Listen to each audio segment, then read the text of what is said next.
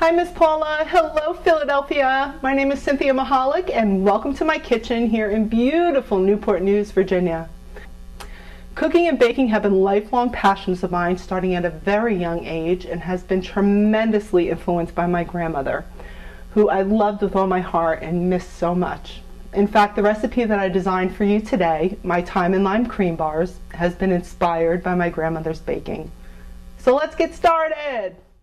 Okay, time to make some spectacular shortbread.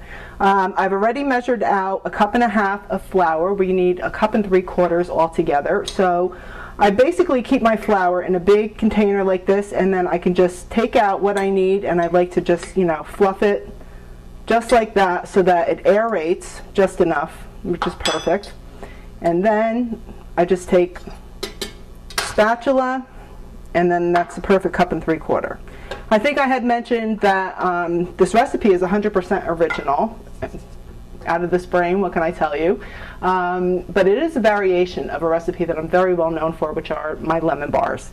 So there are a couple little changes, obviously, with the lime and the thyme, and a couple little, differences here and there. But basically, this is the shortbread. So I've never given out this recipe before, and here we go.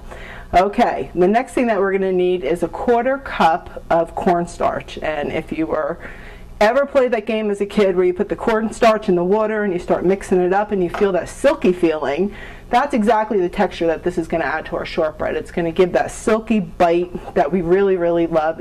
We're also going to add sugar, and the kind of sugar that we're going to add is confectioner sugar, and we need 2/3 cup of confectioner sugar. Everybody in the food processor, and then we also need 3/4 of a teaspoon of salt, because salt really does bring out the flavor of everything. I don't know how my grandmother ever lived without this. If you don't have a food processor at home, this is truly one of my favorite items in this kitchen. But you can certainly use knives, you can use pastry cutter, do whatever you want. The first thing that I like to do is I just like to pulse this a little bit so that everything gets mixed together evenly. To finish our shortbread, we're going to take 12 tablespoons or 3/4 cup of ice cold butter, as cold as you can get it without it being frozen, of course. And you're going to put that right into your mixture.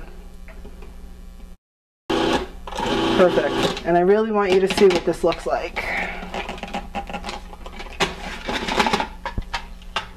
Okay, so it's very, very powdery. I mean, really, just like sand. But when you hold it in your hand, you want it to be able to stick together just like that. Very, very important. Beautiful shortbread mixture. Okay.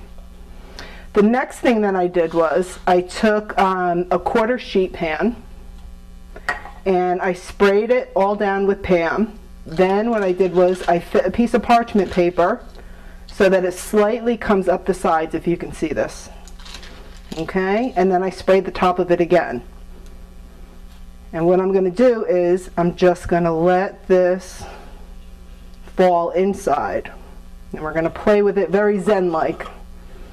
And I, of course, always love the edges of a shortbread, so this is one of the things I don't mind taking some painstaking efforts to. All right, beautiful. Okay, then you just go down and you want to just press this down. Now, you can either put this in the refrigerator for, 5 minutes till things firm up. Basically, I used very, very cold butter, so this is already extremely cold. So, I'm going to put this into the oven, 350 degrees, for, probably about 10 minutes, 15 minutes. And as this is cooking, we're going to be making our filling mixture. It is now time to start our lime and thyme cream mixture for our bars. And I have the shortbread in the oven. When I tell you it smells like heaven, believe me, it smells so good in here. Can't even wait for the rest of this to come together. So what I'm going to do is I'm going to start with 4 eggs. So I pre-cracked 4 eggs, and then I just like to break them up a little bit. And I start in the bowl just so that, they're broken up just enough. A little bit of a scramble going on here. Beautiful. And then what I do is I incorporate 1.3 cups of regular granulated sugar. Next thing that I'm going to add is 1/8 teaspoon of salt, because again, salt just brings out our flavors, right? Here we go. Next, I'm going to take 8 ounces of Philadelphia cream cheese, which is beautifully, beautifully softened, and I'm going to put it in our food processor. Truly gorgeous. And I just want to cream that just a little bit. The softened Philly has worked its way around the bowl, and it looks so beautiful and creamy and decadent. And that's a Philly all by itself. So now we want to start building on layers. Next, I'm going to sprinkle the thyme leaves into our Philly mixture. And I'm also going to add a teaspoon of vanilla. We continue our steps. Okay.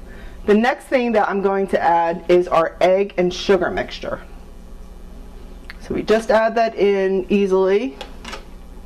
There we go. Lovely. At this point, what I like to do also is to scrape down the sides of the bowl. I've added our 2/3 of a cup of lime juice, freshly squeezed, and I've also added our 3 tablespoons of flour. Some of the thyme tends to be a little bit woodsy, and you know, we want these beautiful creamy bars, so I try to take out like the larger pieces. I think some of the smaller leaves are truly wonderful. Okay, so I need 2 teaspoons of zest, fresh zest from our limes. And that takes about, I don't know, 3 to 4 limes. And generally what I do is I like to hold my grater up, because this way I can monitor exactly how much lime that I'm zesting before I add it into the pool here. So I'm going to continue doing this.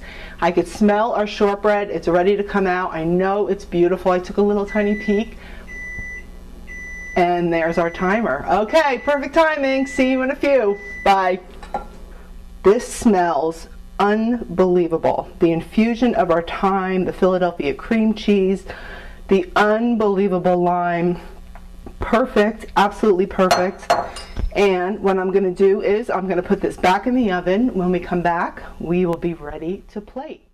And so this is how I finally plate them. I take a little bit of confectioner sugar and just run it over the top. And I don't want to cover the entire thing, because quite frankly, the little green flecks that are in here are so truly beautiful, and we know that it's thyme, we know that it has some lime zest. I put this on a plate exactly like that. I take just a little piece of lime, perfect, and then finish it off with a sprig of thyme.